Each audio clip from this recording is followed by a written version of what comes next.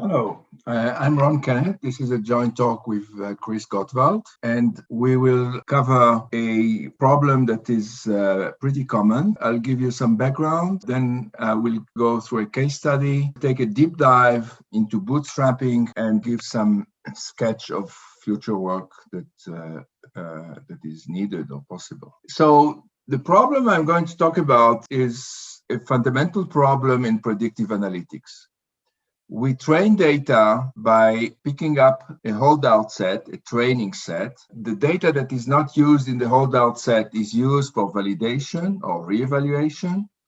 And eventually the model is going to be applied to new data. In setting up the holdout set, the typical approach is to randomly pick up rows and through there get a random sample of the original data set. However, if there is some structure in the data, and Art Owen identified 5 possibilities. One is a balanced data set where the X space is spread all over. You could have rows nested in columns. The same feature is measured repeatedly on a specific item. And this could also lead to columns nested in rows, where several features are measured on specific items.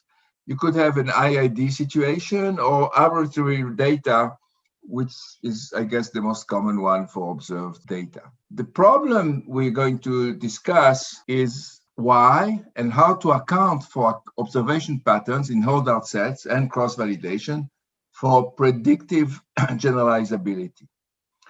A precursor to what we are doing has been suggested by Emmanuel Yachtin. I heard him at JSM in 2018.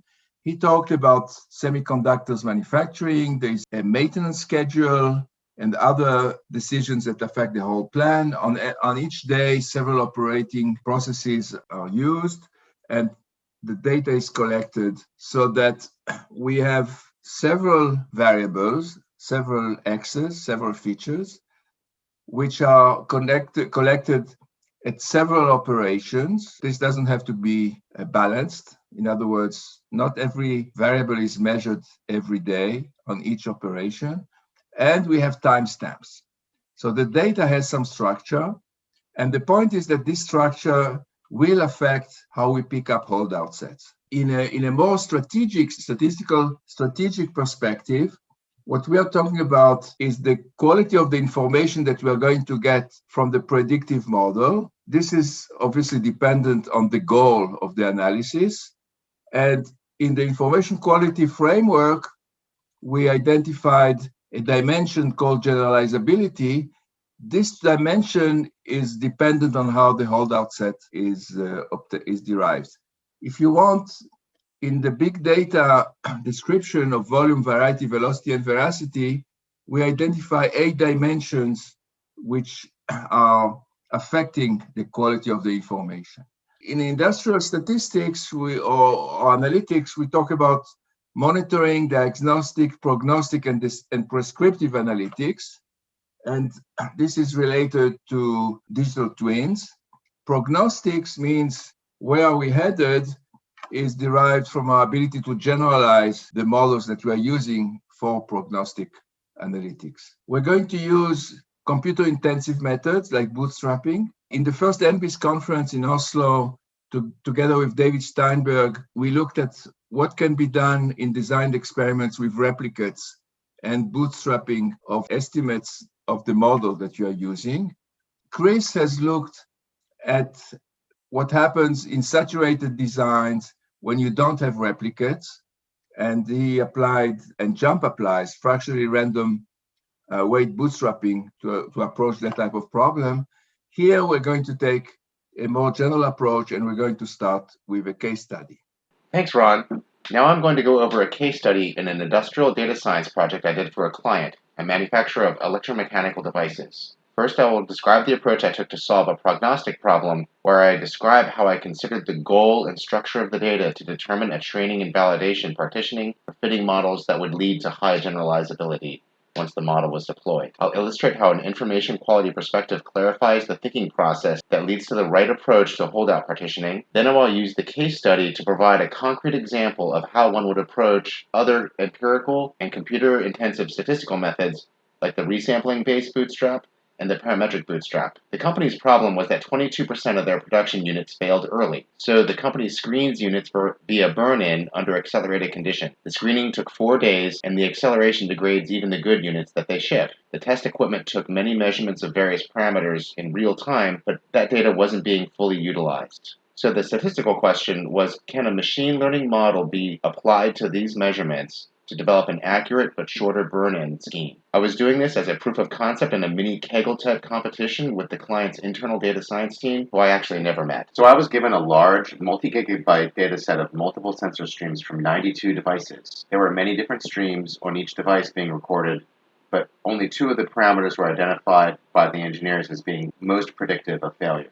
The series had different lengths because the sampling rate occurred at irregular time intervals, and more importantly, because when a device failed, it was a hard failure and no more measurements could be made. On the left, we see an overlay of the sensor streams for all the devices for one of the key parameters. The data shown here are simulated and rescaled from the original data, but the important features for telling the story remain the same, with the one exception that the simulated trajectories shown here are a little bit more homogeneous looking than the original data. The red are parameter streams from the failed units, and the blue ones are the ones that didn't fail. Their actual failure times were, of course, unknown. As a very first step, considering in advance our chronology of data and goal requires that we use only the first 20 hours of our sensor measurements. Our model fitting process was made to align with this chronology by using only data from the first 20 hours for each device. Suppose that we simply randomly place 2/3 of the rows in the training set and 1/3 of the rows into a holdout set, ignoring the device unit structure of the data.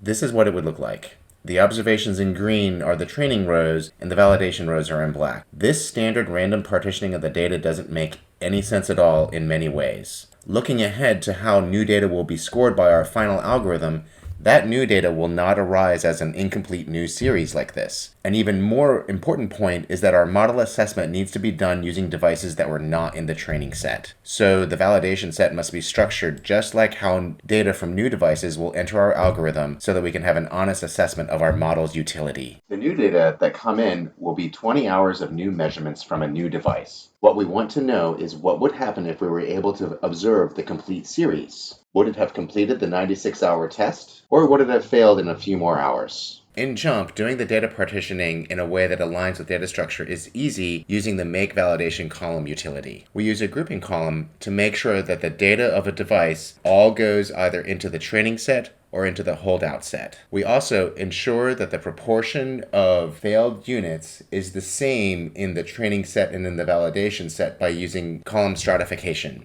This is a plot of key parameter 1 where I have highlighted the observations in the validation set. The training set devices are a little bit lighter. As you can see, whole devices are either in the training set or in the validation set. At this point, we used functional principal components analysis via B-splines on the training data. The B-spline fitting step amounts to fitting a mixed model to the training data.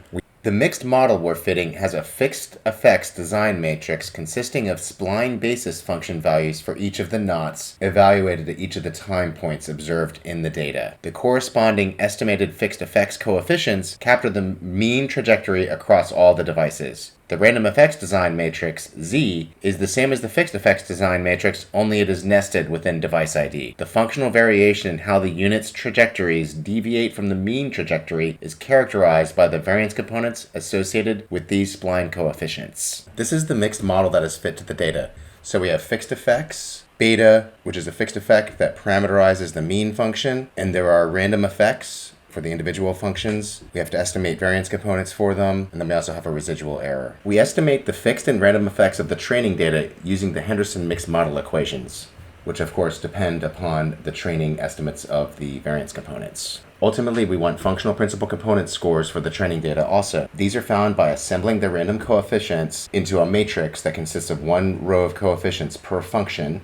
We call this uppercase gamma. This is then multiplied by the Cholesky root of a weight matrix consisting of basis function inner products. Then an SVD is calculated, giving us a U a sigma, and a v, and we use the results to calculate the FPCs. Generally, we only keep the FPCs that correspond to the largest singular values. To score new observations, we again use the mixed model equations, but are subtracting off the mean function first using the training set beta hat. This gives us gamma for the validation data, which we multiply using the v and sigma from the training data. Now we create a data table with one row per device. We use the same validation partitioning and put the leading FPCs of the two key parameters into the table, as well as an indicator of whether the device failed or not. The FPC neural model with the decision rule only misclassified one good device as bad on the validation set. And the client's internal data science team said they didn't think they could beat this, and so the project was a success. I believe that crucial to the success of this project was that I had thought carefully through the unit structure at the beginning when I was doing my data partitioning. Cross-validation is employed when the utility is prediction accuracy on new data. So we emulate how the model is going to be applied to new data on our model assessment. Bootstrapping is another important family of computer-age statistical tools that is useful, or when uncertainty quantification is important but analytically difficult. An example of a situation where uncertainty quantification would be difficult is obtaining confidence intervals on the estimated probabilities of being a failed device of our case study. The probabilities are the output of a neural network that takes a functional principal component scores as inputs. There isn't much off-the-shelf theory that we can apply in this situation. When data are not independent across rows, taking into consideration InfoQ principles becomes much more important when you want to apply the bootstrap. You must consider the structure of the data generating mechanism, and the population you want to generalize into. The reason it is even more important than when applying these principles in cross-validation is because assessing uncertainty is inherently a more challenging task, requiring more assumptions than prediction alone. Unit structure is very important to consider, as is time. For non-parametric bootstrapping, I personally only know how to apply the non-parametric bootstrap for data that are nested or hierarchical in structure. The easiest way to do this is to resample whole units at the highest level of the hierarchy. For example, if you have collected data on batches in a manufacturing process, and there are two lines at the factory where the product is processed, and then later on the product is made into different products, one can resample at the batch level. Having experience with linear mixed models, especially the thought process regarding whether a vector is fixed or a random effect, will be very useful. After sampling units at the highest level of the unit hierarchy, one could go on to resample subunits that would have corresponded to a random effect in a mixed model. If the data are time series at the lowest level of the unit hierarchy, I would sample entire series rather than destroy the time sequence of the data. Remember that resampling schemes need to reflect the data generating mechanism as closely as possible. The classic resampling-based non-parametric bootstrap amounts to creating a bunch of new versions of the data created by sampling the rows of the original data with replacement. The main assumption is that the data are independent across the rows. Suppose we had a simple data set with 4 rows and we wanted to bootstrap the mean. We create a new data set sampling with replacement and calculate that new data set's mean. And we do this over and over again, usually 1,000 or more times. Once the simulation is done, we can treat the estimated means as if they were from the sampling distribution of the sample mean, and there are high-quality methods of processing the sample to create confidence intervals that maintain their error rates very well. One of the great things about the Bootstrap is that as long as your data are independent across rows, you can apply the Bootstrap to virtually any statistic, model parameter, or derived quantity. Now I'm going to illustrate how to generate Bootstrap replications using a small subset of the electromechanical device data. I didn't actually do this as part of the project, but this is how I would have approached it if I did. Here we have data from 4 devices, many time series of key parameter 1, and with only 3 sensor readings each.